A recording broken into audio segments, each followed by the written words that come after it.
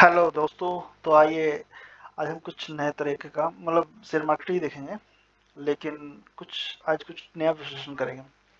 इस विश्लेषण में क्या रहेगा मेरे, आज पहले तो हम प्रीमियम्स के बारे में एक बार चेक करेंगे कि कैसा प्रीमियम कितना बढ़ गया है, कितना होता था, कितना बढ़ गया है। एक बार उसको चेकआउट करेंगे, क्योंकि हमें 1 फरवरी की तैयारी भी करनी है, बहुत अच्छे से तैयारी करनी है, ताकि हम उस दिन कुछ जितना कैपिटल लगाएं, कम से कम उतना कैपिटल का मतलब 100%, मतलब जितना कैपिटल लगाएंगे 15,000 हम लगा रहे हैं तो 15,000 हमें उस दिन कमाना है, ये मान के हम चल रहे हैं।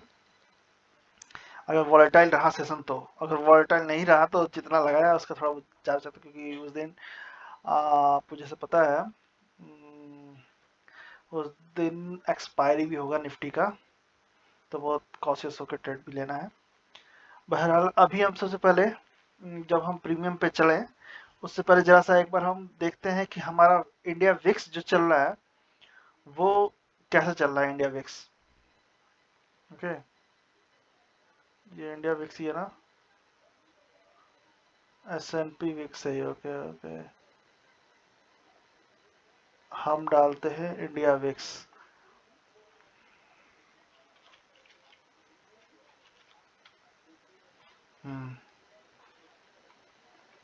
देखिए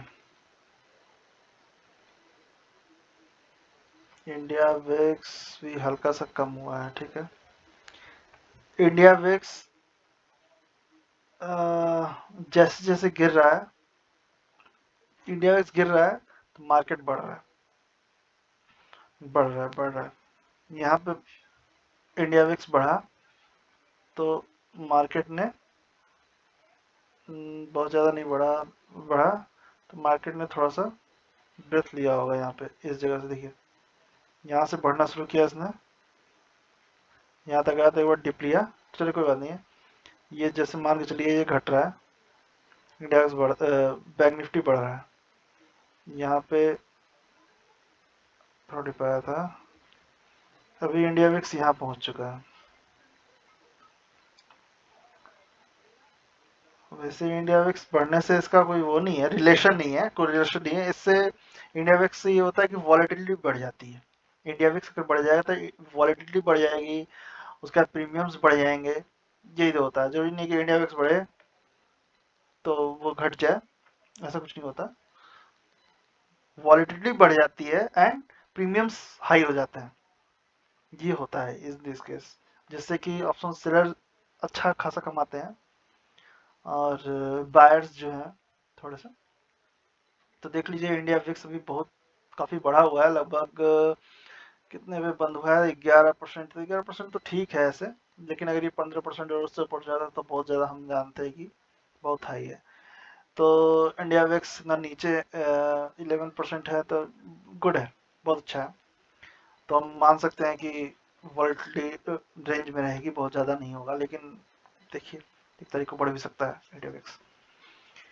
हाँ वर्टाइल नहीं रहेगा। चलिए आते हैं हम जरा सा प्रीमियम्स देखते हैं, प्रीमियम्स अभी कितने हाई चल रहे हैं। अगर इंडिया विक्स हमारा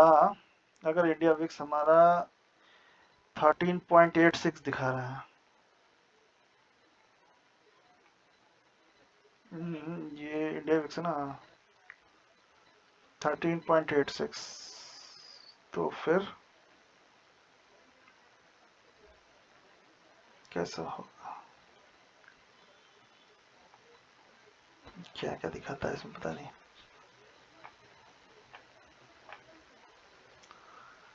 ऑप्शन चेन में आ गए हम, LTP, ओके। ये हम निफ्टी का हमने खोला हुआ है, देखिए निफ्टी है, 1 फरवरी का है। 1 फरवरी में देखेंगे तो ये बंद हुआ है 21,350, यानी कि इसके अराउंड बंद हुआ है, इस लाइन के अराउंड। अब यहाँ से ही हम देखते हैं इसका प्रीमियम एल टी पी चल रहा है 2280, जो होता था 200, 190, उसका प्रीमियम हो गया है, यानी कि अराउंड अराउंड 30 रुपए बढ़ चुके हैं। और इधर एल टी पी, ओह, यही होता है, ये LTP 130, यहाँ पे व्हाट इज डिफरेंस, इससे क्या पता चलता है? इससे ये पता चलता है साफ साफ कि मार्केट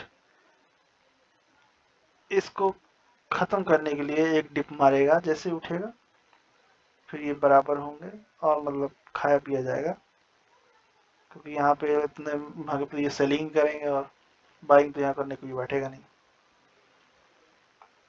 काफ़ी हाई प्रीमियम है, सेलिंग में प्रीमियम्स इतने नहीं है जितना मतलब पी की वैल्यू इतनी ज़्यादा नहीं है जितनी सी की वैल्यू है। सी की वैल्यू काफ़ी बढ़ी हुई है, पी की वैल्यू इतनी बढ़ी हुई नहीं है। लेकिन हमें उस दिन कुछ हेजिंग टाइप का प्लान करूंगा मैं, और फिर मैं आपको वो मैं भी बना रहा हूँ, कुछ सोच रहा हूँ। अगर कुछ अलग सा हेज करूंगा तो मैं आपको दिखाऊंगा कि मैंने कैसे हेज किया है। ठीक है, हेजिंग मेरी स्टार्ट हो जाएगी और इसके एक बार मैं देख चेक करता हूँ। ये 1 फरवरी का है, अगर 8 फरवरी का देखें तो अभी क्या चल रहा है। 8 फरवरी ज़्यादा अंतर नहीं है इसमें, 70 का अंतर है। और इधर देखिए, जो इसका 1 फरवरी का जो प्रीमियम था कॉल का, उससे भी कम अभी हमें मिल रहा है। मतलब ये नेक्स्ट उसके नेक्स्ट वीक का प्रीमियम।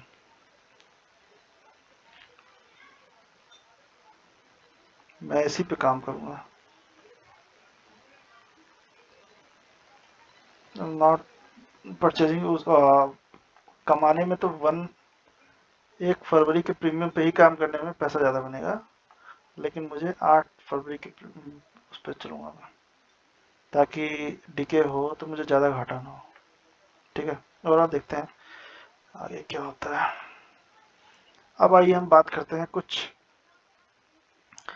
चुनिंदा मैंने कंपनियां उठाई हुई हैं, इन कंपनियों पे कुछ देर हम बात करेंगे और देखेंगे कि इनमें क्या स्टेक ले सकते हैं क्या नहीं। कुछ कंपनियों को मैंने लिस्टेड किया हुआ है। ठीक है, चलिए।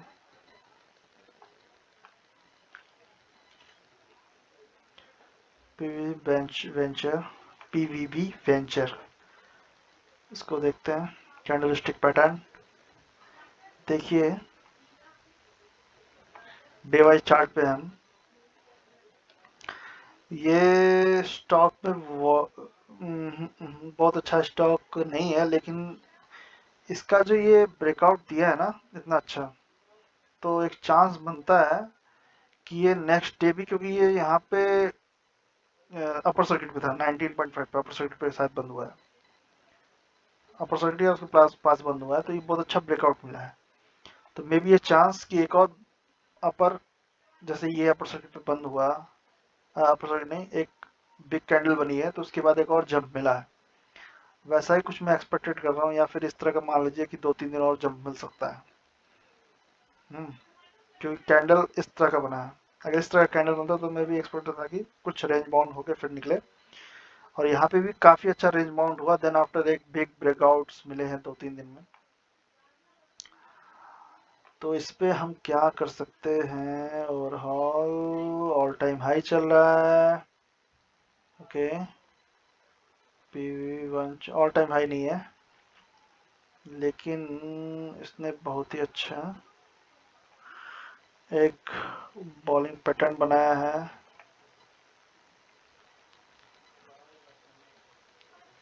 60 इसका टारगेट हम मान सकते हैं, 60 या फिर उससे थोड़ा सा नीचे कर लीजिए, 57, 55। हाँ, जिस तरह से ये एक काफी दिन का कंसोलिडेशन में माना जाए तो 2009 से अगर ये ब्रेक होता है, अगर 60 को क्रॉस करता है, सस्टेन करता है 61 पे, सस्टेन कर गया, तो ये समझिए कि ऑल टाइम हाई की तरफ फिर निकलना शुरू होगा इसका, मीन्स 105-6 की तरफ बढ़ेगा अगर इसको क्रॉस करता है तो। और ये फिलहाल ये बहुत अच्छा रेंज बना के ऊपर उठा हुआ है, इस पे ध्यान दूंगा, इस पे तो मैं इन्वेस्टेड हूँ इसे, अच्छा प्रॉफिट भी आ रहा है। ठीक है, गुड स्टॉक। लेकिन इसके ये जो है, अगर और अपर सर्किट्स लगते हैं, उसके बाद फिर आपको लोअर सर्किट्स लगते हैं, ये बहुत खतरनाक होते हैं। लोअर सर्किट जब लगने शुरू होते हैं तो हमें एग्जिट होने का प्लान मिलता है, इसलिए रिस्की है थोड़ा, इस पर थोड़ा सा ध्यान देकर ही ट्रेड कर सकते हैं हम। उसके बाद देखते हैं हम एक बार टीटागढ़। टीटागढ़ तो काफ़ी लोग इन्वेस्टेड होंगे इसमें। इसकी रैली शुरू हुई थी इस जगह से, शुरू हुई थी। उसके बाद फिर एक रेंज बाउंड हुआ, कुछ कुछ देर पर रेंज बाउंड होकर उसके बाद फिर चलता गया चलता गया चलता गया, यानी कि यहाँ से हम 100 से शुरू हुआ जो इसका सफ़र, और ये चलते चलते ऑल टाइम हाई 1248 तक पहुंचा हुआ है। अब फिर से एक इसी रेंज में अपने आप को रेंज बाउंड कर रहा है। अब देखना है अगला टारगेट ये कहाँ तक जाता है, कहाँ तक नहीं जाता है। यहाँ बेरिश ट्रेंड दिखाया था, उसके बाद ठीक है। अच्छा, इसमें भी कोई खास, अब एक्चुअली इतने इतने बढ़ गए हैं स्टॉक, इसमें अब फिर से इन्वेस्ट करना बहुत ही घातक हो सकता है। टैक्स मेको रेल भी देख लेता हूँ एक बार। टैक्स मेको rail and engineering,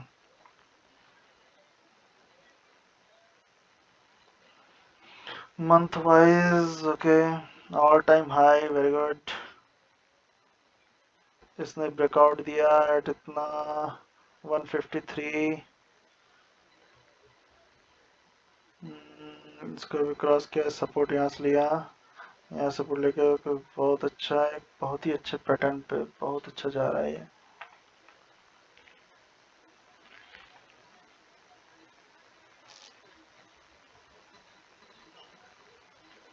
just like this एक पैटर्न बना है, 1 2 कैंडल 1 2 कैंडल, हो सकता है कुछ ऐसा हो, फिर ऐसे फिर एक बूम आए। गुड, टैक्स में भी है। ये भी महंगा स्टॉक नहीं है, इसमें सोचा जा सकता है। ये महंगा नहीं दिख रहा है अभी इस हिसाब से, मगर जब थोड़ा सा डिप आए उसके बाद ही लेने का इसमें प्लान होगा। कुछ इसके अराउंड यहाँ तक अगर डिप आ जाए, या फिर यहाँ तक 187 के आसपास 190 के आसपास आए, तो फिर एक परचेज बनेगा, और यहाँ से फिर हम 250 के लिए सोचेंगे। गुड है। अब रिन्यूएबल एनर्जी में जाते आते हैं, जो इस समय का विषय भी हो सकता है। रिन्यूएबल एनर्जी जो कि गवर्नमेंट की अब प्रधानता भी दिख रही है इसमें। अदानी एंड ग्रीन्स, अदानी आपको पता ही है, अदानी काफ़ी महंगा हो गया है। इसमें भी अदानी ग्रीन भी बहुत महंगा हो गया है, लेकिन इसका फिर भी हम ये देखते हैं एन के, अगर 1670 को ये क्रॉस करे तो हम नेक्स्ट टारगेट के लिए, मतलब 1670 को अगर क्रॉस करे,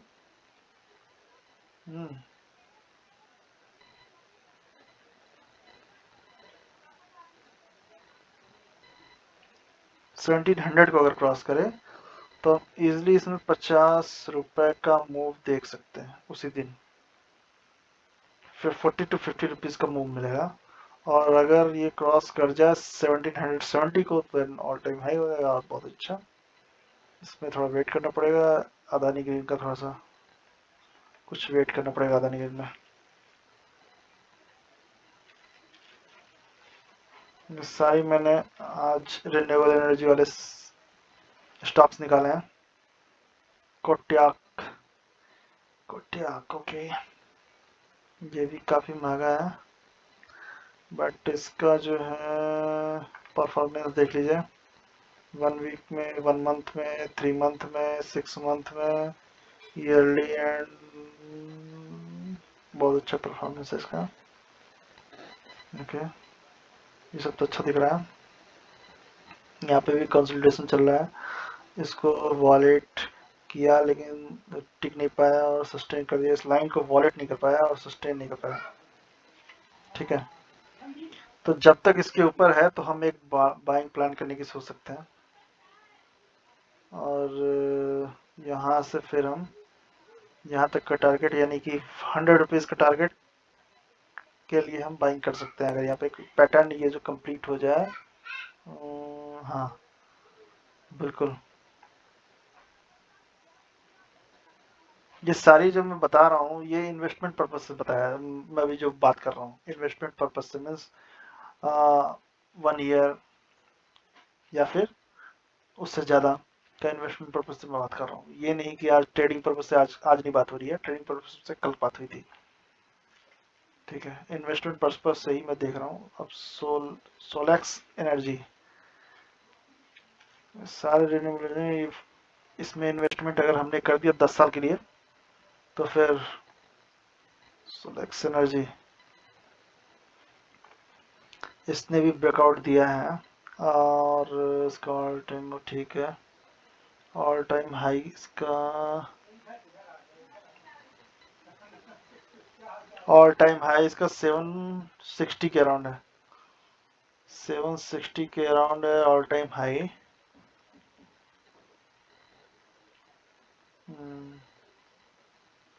मीन्स 100 रुपीज़ का मूव अगर यहाँ से मिल गया,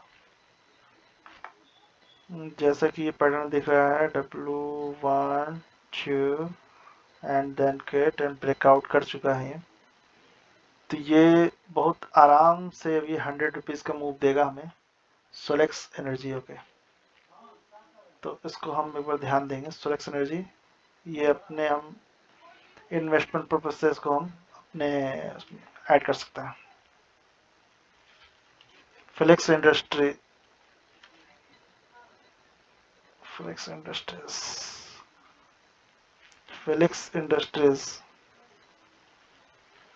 वॉल्यूम इसमें मुझे लग नहीं रहा है वॉल्यूम इतना है चार्ट के हिसाब से। वॉल्यूम वॉल्यूम इस पे बात करना, ओके 1 वीक में इतना है, 1 मंथ में इतना है, इसका भी ग्रोथ अच्छा है, ग्रोथ अच्छा है। वॉल्यूम देखते हैं हम,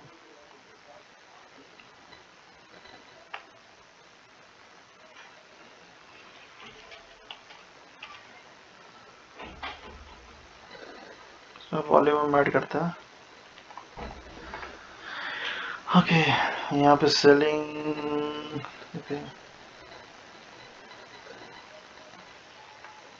वॉल्यूम तो बढ़ी है कुछ दिनों से तभी ये मूव कर रहा है, लेकिन यहाँ फिर से डिप आया वॉल्यूम में। वॉल्यूम डिप आना यानी कि अच्छा संकेत नहीं है। वॉल्यूम ये इस तरह का मिले हमें, इस तरह का ये कंटिन्यूस वॉल्यूम मिले तो फिर इसमें इन्वेस्टमेंट करने में मजा है। वॉल्यूम में डिप आई है, इसको फिलहाल साइड में रखते हैं क्योंकि वॉल्यूम की कमी है इसमें।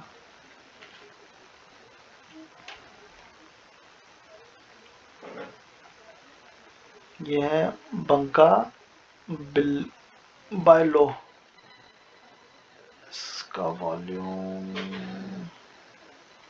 इसमें भी काफ़ी कम वॉल्यूम है। रिसेंटली वॉल्यूम बढ़ा था इतना, तो हम इंक्रीज होके यहाँ से आए थे। हमने 72 से 140 को भी 150 के अराउंड गए, यानी डबल हो गया एक तरह से। तो इसकी औकात नहीं थी, फिर से वॉल्यूम डिक्रीज हो गया है, तो एक बार फिर डिप लगेगा, डिप लगे तो जब ये आपको 200 डेमा के आसपास दिखे, ये 200 डेमा है, तो तब हम एक बार फिर से इस पर बाइंग प्लान कर सकते हैं। लेकिन सब में अगर हम इन्वेस्टमेंट मतलब तब इन्वेस्टमेंट की हम सोच सकते हैं, तब इन्वेस्टमेंट कर देंगे तो इन सब में इन फ्यूचर में हमें बहुत अच्छा फायदा दिखाई देगा। अग्नि green power limited, very good, जैसा नाम है ये अपर सर्किट लग रहा है भाई। इन सबको अभी रिसेंटली प्रधानमंत्री ने जो कहा है सोलर पे, सबको अभी मिल रहा है और सब अपर सर्किट पे ही चल रहा है।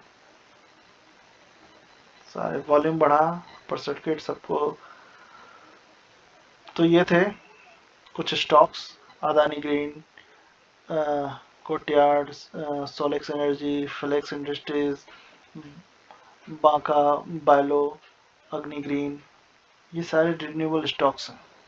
अब इसमें से मैंने आपको सबको दिखा दिए सबके चार्ट, जिसमें आपको अच्छा लगे, जिसके वॉल्यूम अच्छे लगे, जिसमें वॉल्यूम ज़्यादा ट्रेड होता हो। इसमें मैंने एक पार्ट छोड़ दिया है इन सबका, क्योंकि बहुत लंबी वीडियो बन गई थी और लोग देखते हैं नहीं इतना ज़्यादा। फिर अगली बार जब मैं आऊँगा तो इनके मैं आपको एक एक कंपनी का जो चलेगा, मैं कुछ दिन ऑब्जर्वेशन रखूँगा इन सबको, और जब 1 तारीख के बाद मैं इसको इन सारे स्टॉकों को आपको दिखाऊँगा कि किसकी ईयरली ग्रोथ, मंथली ग्रोथ कैसी हो रही है, इनके इनकम्स कैसे आ रहे हैं, फिर हम उस पर बात करेंगे एक बार। अभी के लिए इतना ही, धन्यवाद।